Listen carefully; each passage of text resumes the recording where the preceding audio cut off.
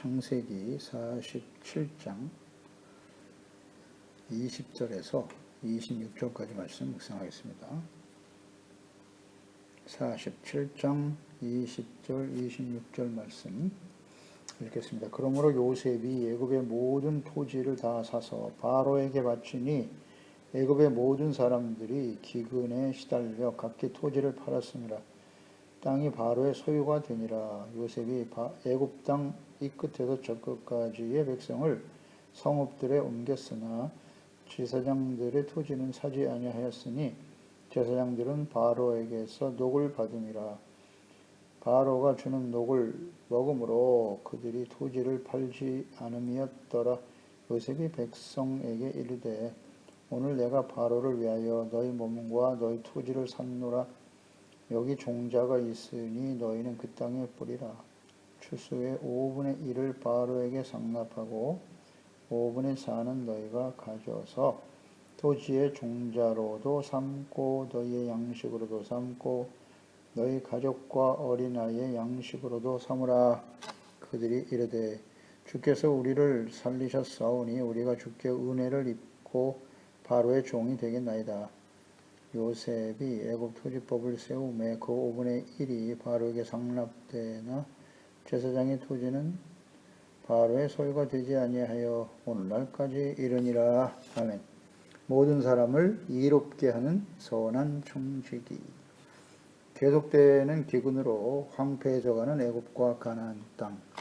돈이 떨어진 사람들은 양식을 위해서 모든 가축을 또 밭을 팔아서 양식을 구하면서 소작인이 되고 바로의 종이 되었습니다. 누구도 예상하지 못했던 이 기근과 환란이었지만 복의 근원으로 부름을 받아 하나님의 영에 감동된 사람 요셉은 하나님께로부터 이 장차 되어질 일을 미리 알게 되었고 지혜롭게 준비할 수 있었다는 것이죠. 꿈을 통해서 보여주시고 또 그것을 바로의 꿈을 해석함으로써 그것이 하나님이 장차 하실 일임을 알고 믿었다는 거예요. 아는 것도 중요하지만 믿어야 돼요. 하나님이 장차 이와 같은 일을 하실 것이다. 그러니까 아는 것이 믿음이에요. 알지 못하면 믿을 수가 없는 것이죠. 하나님과 그분의 뜻에 대해서 알 수 있다고 하는 것은 놀라운 은혜와 축복이죠. 마지막까지 지혜롭게 그 보여주신 뜻을 이해하고 지혜롭게 준비하는 것. 그래서 결국 사람들을 구원하게 되는 거예요. 하나님이 미리 알려주신 일은 이런 기근이 찾아올 것이니 사람들을 잘 준비해서 사람들을 구원하라. 요셉은 지금 이것을 시행하고 있고요. 당시에 요셉이 아니었다면 애굽 사람 또 가나안 땅 모두 굶어 죽었을 것입니다. 이게 하나님의 뜻을 알고 믿어 준비할 수 있다는 것이 무엇을 의미하는 것인지 복의 근원이 된다는 것, 구원의 언약을 계승하여 복의 근원이 된다는 것은 무엇을 의미하는 것인가 잘 묵상해야 합니다. 애굽 사람들뿐만 아니라 요셉을 통해서 아버지 야곱과 가족들을 지킬 수 있었습니다. 그러니까 말씀을 듣지 못하는 기갈에 처해 있는 하나님의 백성들, 또 영적 기근에 처해 죽어가는 사람들, 이들을 구원하시기 위해서 하나님께서는 그 아들 예수 그리스도를 이 땅에 보내셨어요. 그래서 예수님은 자신을 생명의 떡이다. 나를 먹는 자는 영원히 줄이지 않을 것이다. 라는 말씀도 하셨죠. 연관해서 묵상할 필요가 있습니다. 영적 기근. 실제로 기근이 찾아와서 경제적으로 위기가 찾아오는 일도 심각하지만 영적 기근은 훨씬 더 심각하죠.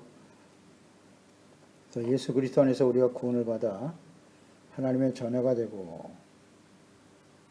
하나님이 다스리시는 백성, 복의 근원이 됐다는 것이 무엇을 의미하는 것인가? 잘 묵상해야 합니다. 생명의 떡이신 예수 그리스도를 통해서 영적 기근에 기갈에 처한 사람들을 말씀을 듣고 회개하고 돌이켜 구원받아 하나님의 자녀 백성이 되게 하는 이래 우리가 부름을 받은 하나님의 종들이고 요셉과 같이 말이죠. 하나님의 종으로서 선한 청지기로서 그 일을 잘 감당해야 한다는 거예요. 기근에 처해 죽어가는 사람들을 구원하라.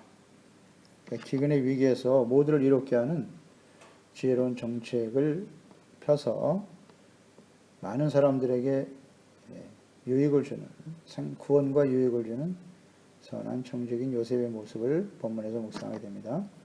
20절에 기근 때의 요셉은 애굽 사람들의 모든 토지를 매입하여 양식을 얻게 하였습니다. 그리고 그 토지를 바로 왕의 소유가 되게 하였다. 그래서 이 땅을 이제 매매하거나 투자의 대상이 되지 못하게 하고 오직 거주와 곡식을 생산하는 목적으로 사용하도록 공공재로 관리하게 되었다는 것입니다. 국유화했다. 공공재로서 토지법을 세우게 되는 것이죠. 그러니까 요셉을 통해서 펼친 이 정책은 하나님께서 그 이후에 이스라엘 백성들에게도 이 토지에 대하여 분명히 정리해 놓으셨습니다. 레위기 25장 23절 이하에 보면 토지를 영구히 팔지 말 것은 토지는 다 내 것임이니라. 너희는 거류민이요 동거하는 자로서 나와 함께 있느니라.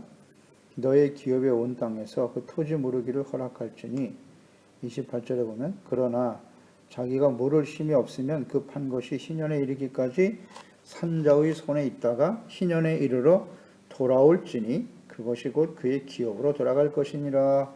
토지 매매를 하나님은 그 백성들에게 금하셨습니다. 왜냐하면 그 토지의 소유는 하나님의 것이다.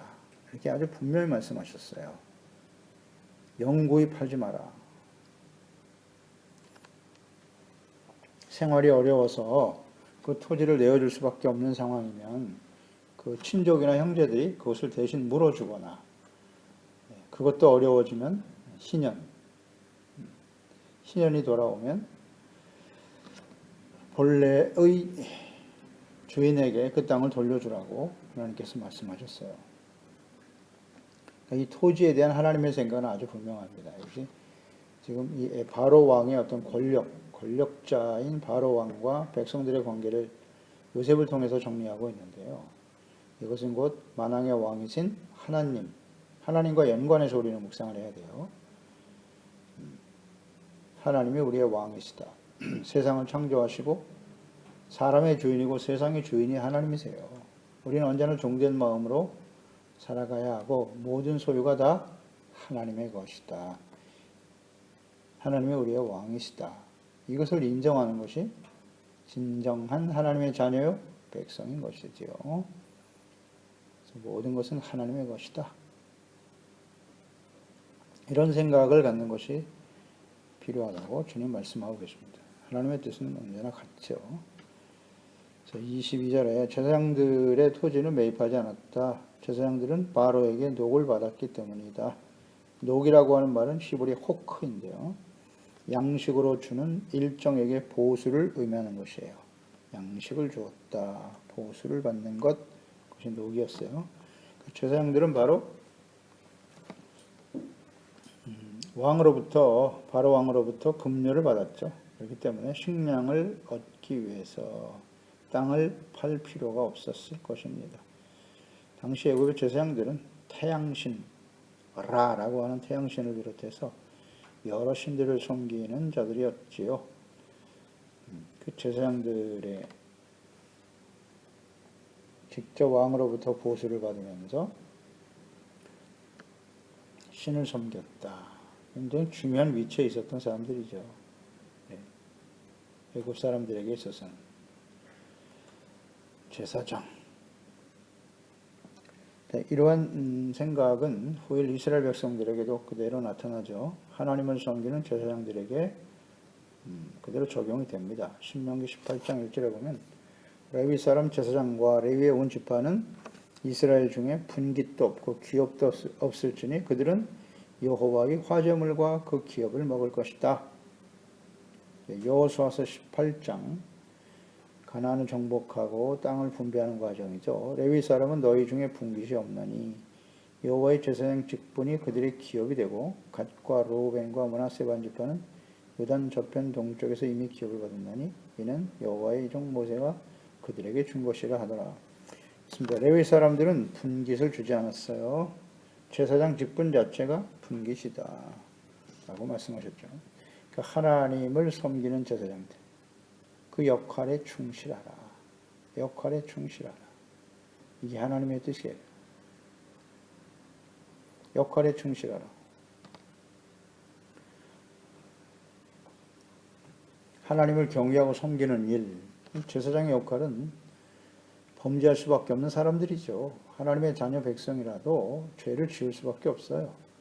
그들을 율법의 말씀을 통해서 의와 거룩한 삶에 대해서 가르치고 그 죄의 문제를 해결하기 위해서 하나님의 성전에 나와 속죄의 제사를 드리고 용서받아 하나님과 화목하게 하는 일. 그래서 하나님의 공의가, 하나님의 진노가 백성들에게 임하지 않도록 하는 역할, 이것이 제사장들입니다. 그러니까 제사장이 없다면 이스라엘 백성들은 존재 자체가 불가능하다. 존재가 불가능합니다. 죄를 지을 수밖에 없거든요. 용서받고 의롭다함을 얻고 하나님과 화목하게 되어져야 하는데 그만큼 제사장의 역할이 중요하단 말이에요. 근데 이 중요성에 대한 인식이 이스라엘 백성들에게 없었어요. 그래서 여호수아가 죽고 난 다음에 바로 사사시대가 찾아오는데 사사시대의 특성은 모든 백성들이 자기의 소견에 옳은 대로 살았다는 거거든요. 자기가 옳다고 여기는 대로 살았다. 그러니까 하나님의 말씀이 중심이 되어 살아야 할 하나님의 백성들이 자기 뜻대로 살았다는 것이고, 또 하나 사사시대의 중요한 특징 중에 하나는 제사장, 예배, 성전 제사와 예배가 사라졌다.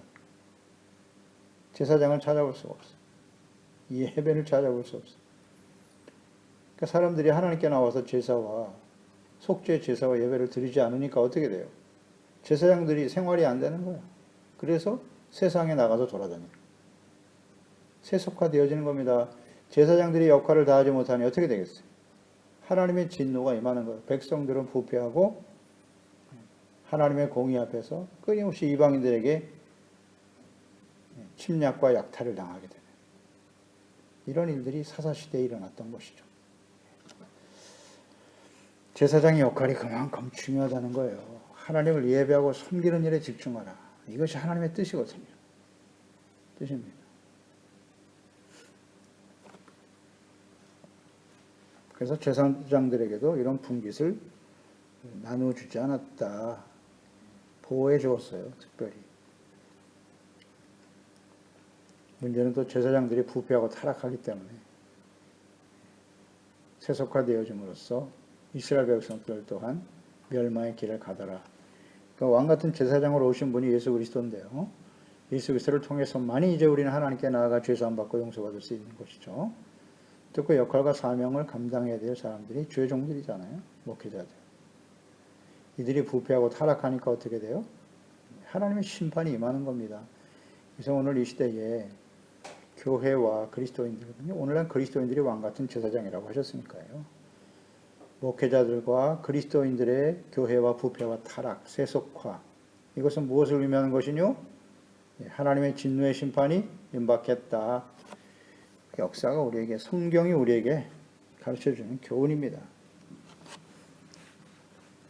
그러니까 만왕의 왕이신 하나님, 또 그 백성들을 향하신 하나님의 뜻, 이것은 변하지 않아요.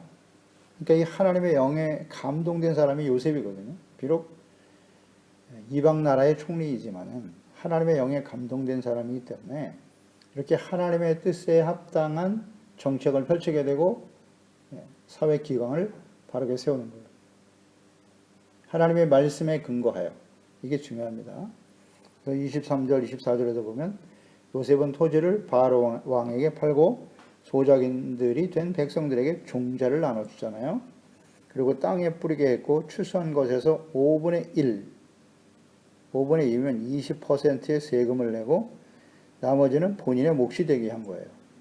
그래서 종자로 삼고 또 가족과 아이들의 양식이 되도록 자립할 수 있는 기반을 마련해 주었습니다. 위기를 만났을 때. 요셉이 아니었으면 다 굶어 죽었습니다. 그 위기를 만났을 때 그 위기를 관리할 수 있도록 하나님의 뜻에 근거하여 토지 정책도 펴고 조세 정책도 만들었다는 것이죠. 이것이 하나님의 감동된 하나님의 뜻에 합당한 지혜로운 정책을 펼치는 요셉의 모습이죠. 그러니까 이스라엘 백성들에게는 모든 소유의 주인이 하나님이시거든요. 그러니까 여기 왕은 만왕의 왕이신 하나님을 생각하는데요.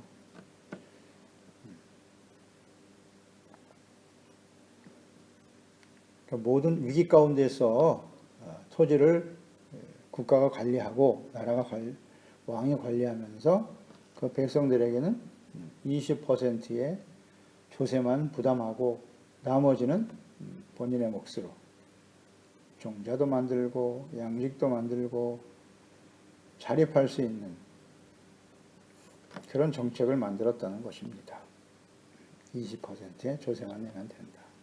그러니까 이것은 이스라엘 백성들에게도 그대로 적용이 돼요. 그러니까 모든 소유가 바로 왕의 것이었다 그랬는데 그리스도 안에서 구원받아 하나님의 자녀 백성들에게 있어서의 모든 소유는 하나님의 것이다. 하나님이 정말 우리의 왕이신가의 문제예요. 하나님을 우리가 왕으로 섬기는가?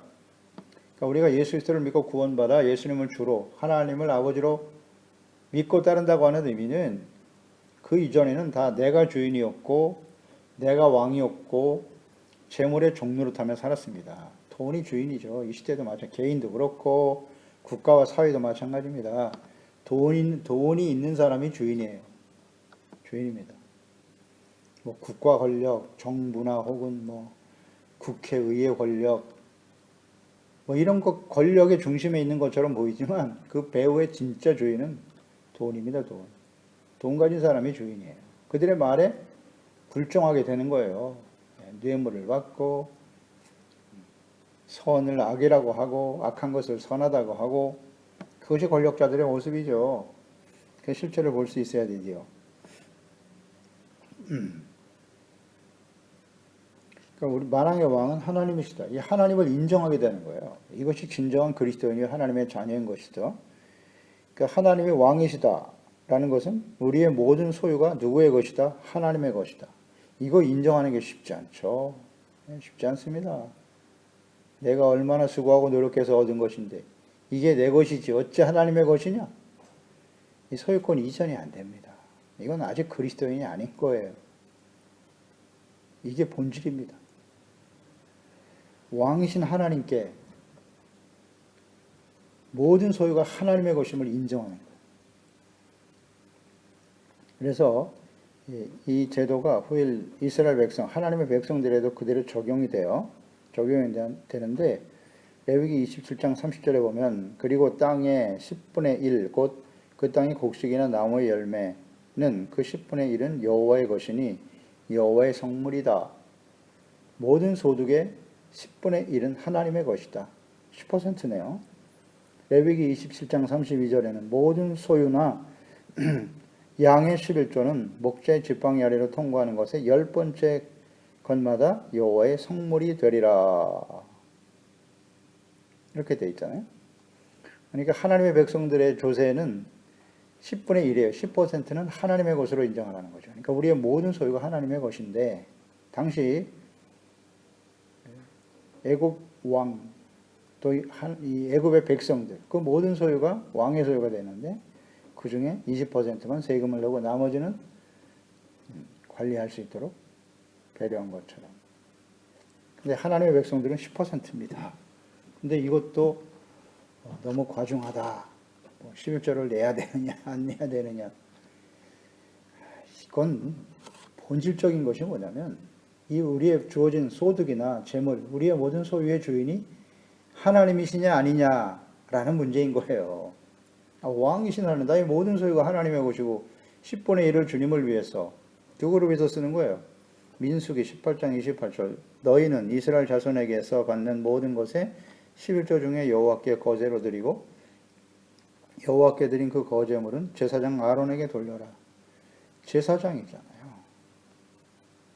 성전에서 하나님을 예배하고 섬기는 제사장 아론과 레위 사람들을 위해서 드리는 거고, 그 드려진 것이 제사장들에게 하나님이 기업으로 주신 거잖아요. 그러니까 오직 하나님의 말씀을 가르치고 예배하고 하나님과의 관계를 바르게 세워가는 일에 헌신하라. 이것이 하나님의 뜻 아닌가요? 이건 제대로 이해해야죠. 나의 모든 삶의 왕이 하나님이시냐? 아니냐? 나의 모든 소유가 하나님의 것이냐? 아니냐? 이 문제예요. 본질이에요. 복잡하게 말할 거 없습니다. 요셉이 정한 세율은 결코 무겁지 않아요. 5분의 1, 20%의 조세율인데, 오늘날도 보면 근로자가 대부분 근로자죠. 근로소득세를 보면 10%에서 25%로 규정돼 있어요. 그보다 더 많이 버는 사람들에게는 조금 세율이 높아지긴 하지만, 대체적으로 보면, 평균적으로 보면 15%에서 한 20% 사이 세금을 내게 돼 있고, 법인 소득세도 마찬가지예요. 법인 기업들이 경영활동을 하고 사업을 해서 내는 세금이잖아요. 이것도 대략 보면 10에서 25% 정도로 정해져 있어요. 평균 한 20% 정도입니다. 그러니까 기근이라고 하는 위기를 만날 때 왕이 위기 관리를 해주고 또 토지를 맡아서 농사를 짓게 하는 일. 그러니까 일정의 세금을 받아서 국가 재정을 삼았다. 이게 요셉의 이 조세 정책, 이것은 매우 현명하고 너그러웠다는 거예요. 당시 왕정시대 아닙니까? 왕정시대는 모든 것이 왕의 것이다. 그래서 그냥 왕이 빼앗으면 다 모든 것이 자기의 것이 되는 거예요. 20%가 뭐야? 과거 왕정시대의 역사를 한번 살펴보세요. 이 잘못된 왕의 권력이 말해서 힘들고 고통스러운 백성들의 조세를 높여서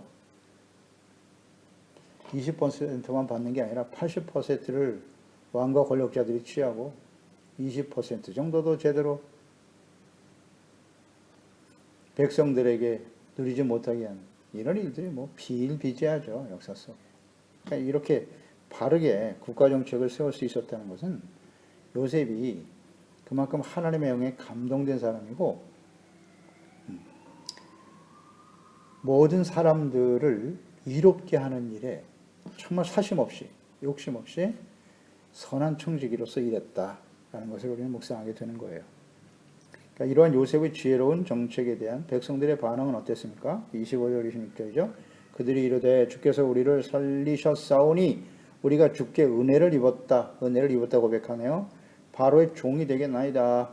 요셉이 애굽 토지법을 세움에 그 5분의 1이 바로에게 상납되나 제사장의 토지는 바로의 소유가 되지 아니하여 오늘날까지 이르니라 그랬어요. 그러니까 주께서 자신들을 살렸다, 은혜를 입었다라고 고백하고 있네요.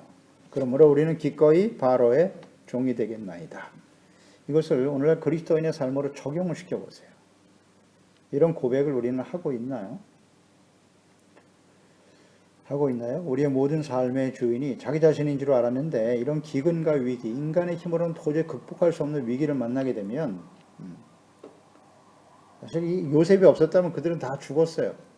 하나님이 자기 자신을 나타내시고 그 백성들에게 자비와 긍휼을 베풀지 않으신다면 대부분의 많은 사람들은 환난과 기근 속에서 어찌할 바를 모르고 낙심과 절망 가운데 죽어갈 수밖에 없는 거예요. 스스로 죄의 문제를 해결할 수 없는, 그래서 하나님을 알지도 못하고 영원히 멸망을 향해 떨어질 수밖에 없는 사람들. 그런데 예수 그리스도를 통해서 우리가 죄사함 받고 구원을 받아 하나님의 자녀가 되고 하나님이 우리의 왕이 되어 우리를 다스리는 삶을 살게 되었다. 엄청난 은혜를 받은 것입니다. 죽어 마땅한 인생들이 구원을 받았지 않습니까? 주님의 은혜로 구원받았잖아요. 우리가 무슨 의롭다함을 얻을 만한, 구원받을 만한 그런 자격이나 행동이 있었느냐? 그렇지 않은데도 불구하고 은혜로 구원받았잖아요. 그러면 여기 애굽 백성들과 같은 그런 고백이 나와야 되지 않나요? 우리가 은혜를 받았으니 바로의 종이 되겠나이다 라고 말하는 것처럼 이 은혜를 경험한 사람들은 예, 이제 저는 주님의 종으로 하나님의 종으로 살아가겠습니다. 매우 중요한 고백입니다. 은혜 받은 사람만이 할 수 있는 고백이에요. 우린 정말 주님의 종으로 살아가고 있나요? 여전히 내가 주인 되어 살아가려고 하지 않나요? 자기가 주인으로 타려고 하는 것은 다 가짜입니다. 그 구원의 은혜를 경험하지 못한 사람들이 해요. 그렇지 않나요? 요셉이 절대 권력을 가진 왕정시대에 백성들에게 불합리했던 조세정책과 토지법을 바로 세웠잖아요. 그리고 왕정과 백성들 모두를 이롭게 하는 이렇게 지혜를 발휘하게 되었다는 것이에요. 이 일에 대해서 백성들은 이렇게 반응할 수밖에 없는 것이죠. 그래서 만왕의 왕이신 하나님의 자녀와 백성으로 살아가는 그리스도인들도 모든 소유의 주인이 하나님이심을 인정하고 선한 청지기와 같은 자세로 위로는 하나님을 사랑하고 경외하며 섬기고 이웃들을 이롭게 하는 일에 힘써야 할 것입니다. 특히 주님의 재림이 임박한 시대엔 더욱더 그러하죠. 누가복음 12장 35절 44절에 허리에 띠를 띠고 등불을 켜고 서라. 너희는 마치 그 주인이 혼인집에서 돌아와 문을 두드리며 곧 열어주려고 기다리는 사람과 같이 되어야 한다. 주인이 와서 깨어있는 것을 보면 그 종들은 복이 있으리로다. 주인, 다시 오실 예수님. 그리스도인들은 종. 내가 진실로 너에게 이르노니 주인이 띠를 띠고 그 종들을 자리에 앉히고 나와 수종들이라. 주인이 혹 2경에나 혹 3경에 이르러서도 종들이 그와 같이 하고 있는 것을 보면 그 종들은 복이 있으리로다. 너희도 아는 바니 집 주인이 만일 도둑이 어느 때에 이른 줄 알았더라면 그 집을 뚫지 못하게 하였으리라. 40절에 그러므로 너희도 준비하고 있어라. 생각하지 않은 때에 인자가 오리라 하시니라. 준비하고 있으랍니다. 주님이 곧 오신다고 장차 이루실 일이잖아요. 요셉이 장차 다가올 위기에 대해서 미리 알게 하셨고 그것을 위해 지혜롭게 준비한 것처럼 예수 그리스도의 재림과 마지막 요한계시록에 나와 있는 마지막 이 시대의 환란, 창세 이후에 이와 같은 환란이 없을 것이라 하셨잖아요. 이런 위기가 지금 다가올 것이다. 그러니 너희는 이것을 믿고 정말 믿나요? 예수님의 재림과 이 땅의 마지막 환란과 심판을 믿고 있나요? 장차 되어질 일이라고 믿고 있나요? 이것을 알고 믿는다면 어떻게 해요? 지혜롭게 준비해야 된다고. 베드로가 여짜오되 주께서 이 비유를 우리에게 하심이니까 모든 사람에게 하심이니까 바로 제자들에게 하신 말씀이죠. 주께서 이르시되 지혜 있고 진실한 청지기가 되어 주인에게 그 집 종들을 맡아 때를 따라 양식을 나눠줄 자가 누구냐? 주인이 이럴 때에 그 종이 그렇게 하는 것을 보면 그 종은 복이 있으리로다. 내가 참으로 너에게 이르노니 주인이 그 모든 소유를 그에게 맡기리라. 아멘. 지혜 있고 진실한 청지기가 되어 양식을 나눠줄 자가 누구냐? 영적 기근에 처해 죽어가는 사람들에게 요셉이 기근에 죽어가는 사람들에게 양식을 나눠준 것처럼 생명의 떡이신 예수 그리스도 이 생명의 양식을 나눠주는 자가 되어야 한다는 거예요. 종된 자세로 모든 삶의 주인이신 하나님 앞에서 그런 사람들이 사람들도 살리고 자기도 구원하고 주님 오시는 날 영광스러운 모습으로 서게 되겠죠. 주님 앞에 그렇게 진실하고 선한 청지기로 살았던 사람들이 심판 가운데 떨어진다? 그렇지 않아요. 그것은 성경을 하나님의 뜻을 바르게 이해하지 못하는 겁니다. 바르게 주님을 섬긴 사람들이 왜 심판에 떨어져 죽어갑니까? 그럴 수 없어요. 주님 오시는 날 주님을 영접하고 영원한 하나님의 처소 알고 오게 되어 추수되는 것이죠. 준비되지 못한 사람들은 영적 기갈에 처한 모든 사람들과 함께 멸망의 길을 가게 될 것이죠. 그래서 요셉을 묵상하면서 만왕의 왕이신 하나님 앞에 우리는 종된 마음으로 선한 청지기로서 주어진 역할과 사명을 다하고 있는지를 잘 점검하고 준비한 주님 오실 그날을 믿어야죠. 하나님의 말씀이니까 반드시 이루어지겠죠. 역사 속에 이루어질 일입니다. 마지막 환란도 마찬가지. 믿고 지혜롭게 준비하는 우리 가족들, 지체들 되어야 할 것입니다. 기도하겠습니다. 하나님 아버지, 오늘도 주의 말씀 묵상합니다. 하나님께서 말씀을 통하여 다시 한번 저희들을 깨우쳐 주시고 또 바로잡아 주시니 감사합니다. 요셉이 기근을 통해 위기를 만난 사람들에게 지혜롭게 선한 청지기로서 그 역할과 사명을 다함으로써 사망에서 생명으로 옮기는 것과 같이 모든 사람을 이롭게 한 것과 같이 예수 그리스도를 통해서 우리가 죄사함 받고 구원받아 하나님의 자녀 또 예수님을 따르는 그리스도인으로 제자로 살아가고 있습니다. 그 의미가 무엇이뇨? 생명의 떡이신 예수 그리스도를 깨닫지 못하고 영적 기갈에 처해 죽어가는 많은 영혼들에게 만왕의 왕이신 하나님, 우리의 모든 소유가 주님의 것임을 인정하고 선한 정직이와 같이 종된 마음으로 주어진 역할과 사명을 잘 감당함으로써 위로는 하나님을 사랑하고 경외하고 섬기며 또 모든 사람을 이롭게 하고 그들을 생명과 구원의 길로 인도하는 일에 마지막까지 하나님 앞에 쓰임받는 지혜로운 종들이 될 수 있도록 도와주세요. 예수님의 이름으로 기도드립니다. 아멘.